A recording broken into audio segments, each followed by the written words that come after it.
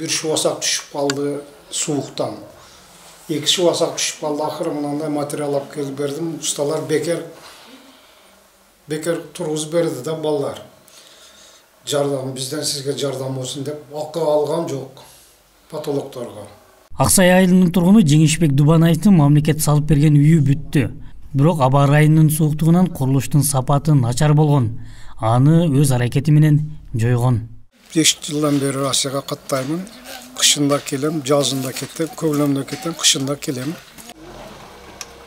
Жеңишбек Дубанаев жубайы уулу менен кошо миграцияда жүрүп көп жылдык топтогон каражаты бир күндө күлгө айланганын, кичи уулуна кошумча салган үйү да тажик аскерлери тарабынан өрттөлүп, тонолуп кеткенин айтты. Азыр уулу, келини, неберелери убактылуу Бишкек шаарында жашап жатат. Азыр 100 квадрат кылып салып берди мамлекет, кирпичтен заманбап кылып. Менин мурдагы үйүм 26-га 11 эле, 267 квадратпыш ондай эле. Эми ушунчалык 100 квадрат метр болса дагы салып берди, рахмат. Анан экинчи үй болгон, экинчи үйдү Куда кааласа көктөмдө марттан баштап салып беребиз деп турушаттар. Куда кааласа анысы дагы бүтүп калар. Аксай, Капчыгай айылдарында кошумча 74 үй курулат. Бирок азыркы учурда тактоо иштери жүргүзүлүп жатат.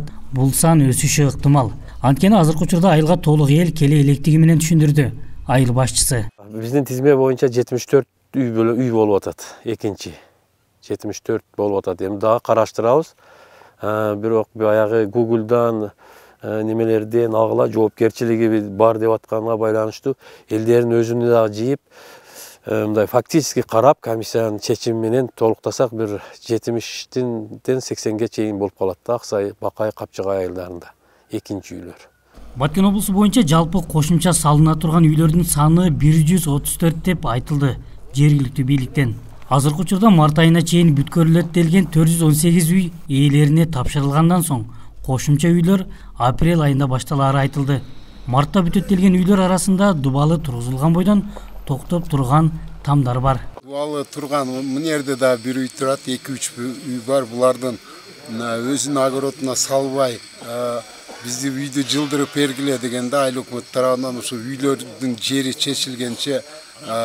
чечилгенден кийин башталган үйлөр. Булар үйлөр ноябрь айынын аягында өкмөт тарабынан, айыл өкмөт тарабынан жерлери чечилди, ошо кечеңдетип башталганбыз. Булар үйлөрдүн башталганына 15-20 күн эле болду. 2-3 үй ушундай үйлөр бар. Аларды дагы март ичи полный бүтүрүп беребиз.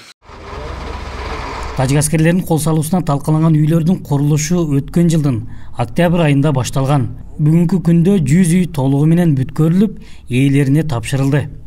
Аскар Баймуратов, Бейтарап, Баткен.